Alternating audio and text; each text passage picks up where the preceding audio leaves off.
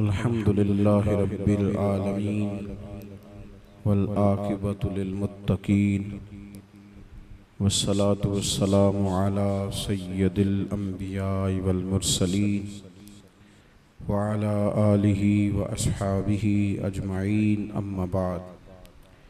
आऊज़ु बिल्लाहि मिनश शैतानिर रजीम। बिस्मिल्लाहिर रहमानिर रहीम। युजाहिदून फ़ी सबीलिल्लाहि वला यख़ाफ़ून लौमत लाइम ज़ालिका फ़ज़्लुल्लाहि युतीहि मन यशा। सदक़ल्लाहुल अज़ीम। इन्नल्लाह व मलाइकतहु युसल्लूना अलन नबी या अय्युहल्लज़ीना आमनू सल्लू अलैहि व सल्लिमू तस्लीमा। अस्सलातु वस्सलामु अलैका या सय्यदी या रसूल अल्लाह व अला आलिका व अस्हाबिका या सय्यदी या हबीब अल्लाह। सारे हज़रात दुरूद शरीफ पढ़िए, सारे हज़रात पढ़िए।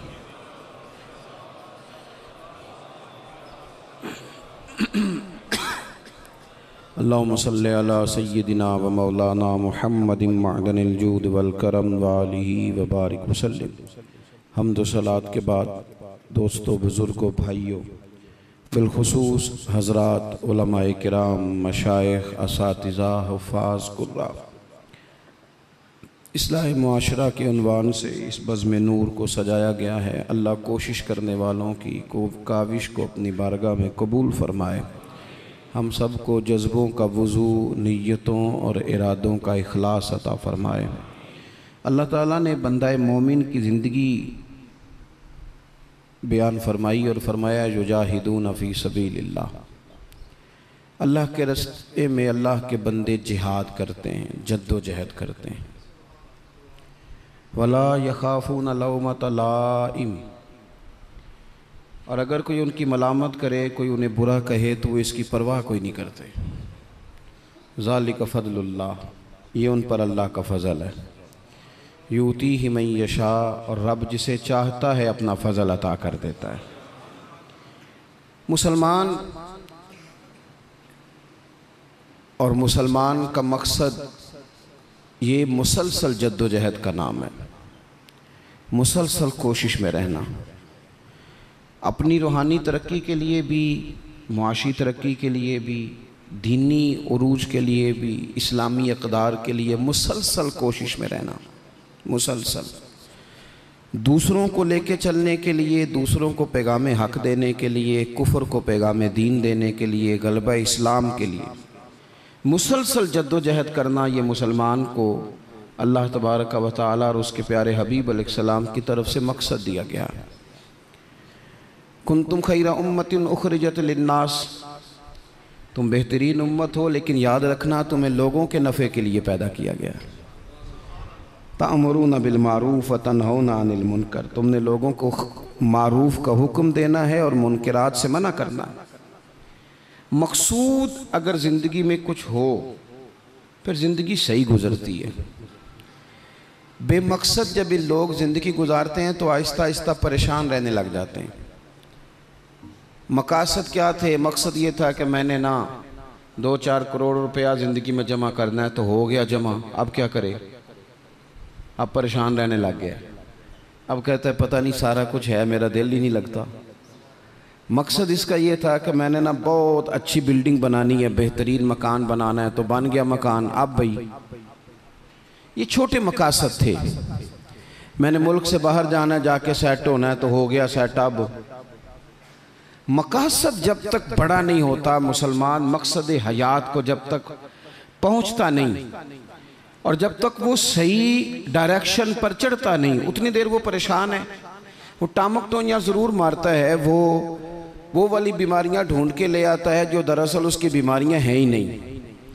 वो ढूंढता चूँकि उन चीज़ों को है, फिर इलाज भी उन्हीं का करता रहता है। याद रखें, ज़िंदगी बामकसद बनाएं। मकसद क्या हो? निरी रोटी कमाना मकसद ना हो, रोटी कमाएं भी और लोगों को खिलाएं भी। आप अगर इसलिए माल बढ़ाएंगे कि मैं मालदार हो जाऊं, तो ये तो महमूद नहीं, ये प्यारा नहीं आपका ये नज़रिया। लेकिन अगर माल इसलिए कमाएं कि या अल्लाह पैसे देना, पर मुझे तरीक़ा भी हज़रत उस्मान गनी वाला देना, मुझे सलीका हज़रत अब्दुर्रहमान इब्न औफ वाला देना। आप अगर मकसद के तहत ज़िंदगी गुजारेंगे तो बेचैन नहीं रहेंगे। अगर आपका कोई मकसद है, आप अगर सहाबाए किराम अलैहिम रिदवान की मुक़द्दस ज़िंदगियों को देखें तो कोई मकसद था, कुछ पीछे छा जिसके लिए वो जद्दोजहद कर रहे थे। हज़रत मौला अली शेर खुदा करमल्लाहु ताला वजहुल करीम, एक बात करता हूँ, एक मिसाल देता हूँ। हज़रत अली शेर खुदा का शुमार बज़ाहिर अभी बच्चों में होता था जब कलमा पढ़ा, और जब सारी बरादरी इकट्ठी थी और हुजूर ने फरमाया मैं अल्लाह का रसूल हूँ, कौन कौन मेरे साथ दीन की मदद करेगा, कौन मुश्किल वक्त में हिफाजत करेगा, तो सब चुप रहे। हज़रत अली उठ के खड़े हो गए, कहा या रसूल अल्लाह मैं मुहाफिज़ भी बनूँगा और दीन का मददगार भी बनूँगा। अब एक मकसद बना लिया है कि मैंने तलवार लेनी है, मैंने दीन की हिफाजत करनी है, मैंने ये काम करना है। एक मकसद तो है ना यार, एक प्रोग्राम बना लिया है। अब हज़रत मौला अली शेर खुदा हर मैदान में पहली सफ़ में नज़र आए। एक मौका ऐसा आया जहाँ मेरे हबीब अलैहिस्सलाम ने फरमाया कि अली तुम मदीने में मेरे पीछे रहो, बच्चे हैं, औरतें हैं, निगहबानी है, और मैं इसलिए इसी तरह तुम्हें छोड़ के जा रहा हूँ जिस तरह हज़रत मूसा अलैहिस्सलाम जनाब हारून को छोड़ के गए थे, मगर ये कि मेरे बाद नबी कोई नहीं। एक मौके पर सिर्फ छोड़ के गए, जिहाद पे साथ नहीं लेके गए, तो हज़रत अली रोने लगे।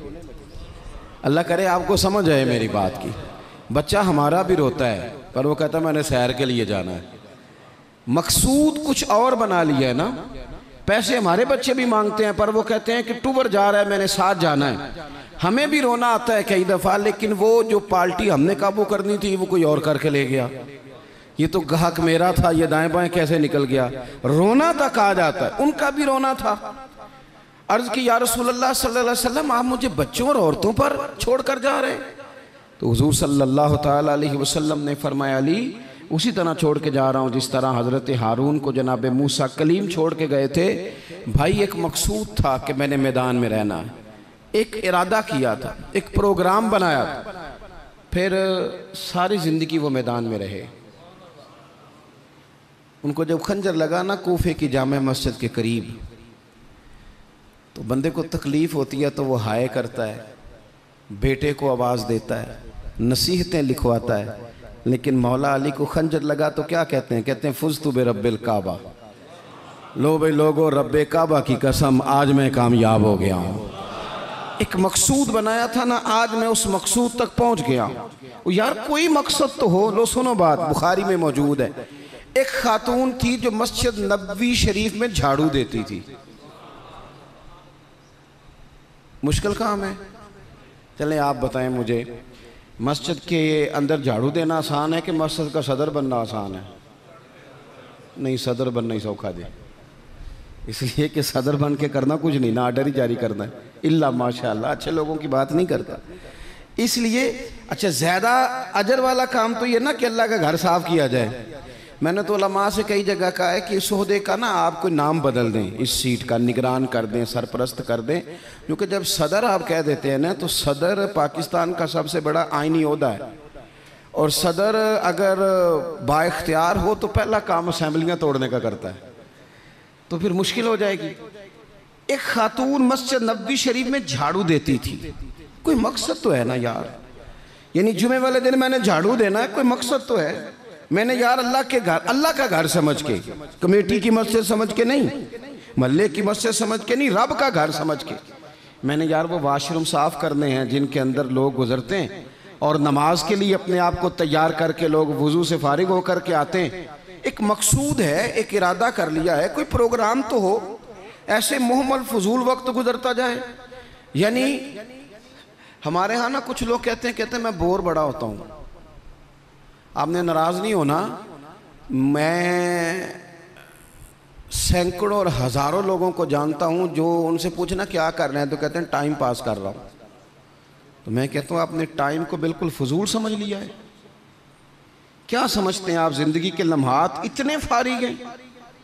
और नबी पाक सल्लल्लाहु अलैहि वसल्लम ने फरमाया दो नेमतें ऐसी हैं जिनके बारे में बहुत सारे लोग धोखे में। दो नेमतें, नेमतें का हुजूर ने नेमतान, दो नेमतें ऐसी हैं जिसके बारे में लोग धोखे में पड़ गए, उन्हें समझ ही नहीं आई कि हमारे पास नेमत। या रसूलल्लाह कौन सी? हुजूर ने फरमाया एक सेहत और एक फुर्सत, एक सेहत और एक फुर्सत। अल्लाह ने फारिग वक्त दिया था कि बहुत सारे कुरान पाक पढ़ सकता था, दरूद पाक पढ़ सकता था, कोई काम कर सकता था, लेकिन बस उस चौक में गुजर गया, उस गली में वक्त गुजर गया, फलाने की बातें करते वक्त गुजर गया, मेलों ठेलों में गुजर गया, शुगल मेलों में गुजर गया, कोई ठंडे इलाके की सैर में गुजर गया, जो बचा था वो मोबाइल पे गुजर गया। बीत गए औकात हमारे। कोई मकसूद है मेरे अजीज? मस्जिद में झाड़ू देती है खातून, बीमार हो गई, लेकिन बामकसद जिंदगी गुजार रही थी ना। उसने किसी न किसी तरीके से अपने आप को मदीने वाले महबूब के दीन से जोड़ लिया था। झाड़ू देती थी मस्जिद में, बीमार हो गई। कुर्बान जाएं रसूल कायनात यानी अल्लाह की रहमत कामिला, हुजूर खुद चल के तीमारदारी करने तशरीफ ले गए और फरमाया अगर ये इंतकाल कर जाए तो मुझे खबर ज़रूर करना। सहाबा फरमाते हैं रात का वक्त था, ठंड का मौसम था और हुक्म भी ये था कि जब कोई इंतकाल कर जाए तो जल्दी तदफीन कर दो। हमने हुजूर को तकलीफ़ देना मुनासिब न समझा, गुस्ल कफन का बंदोबस्त हुआ, जनाजा पड़ा, दफन कर दिया।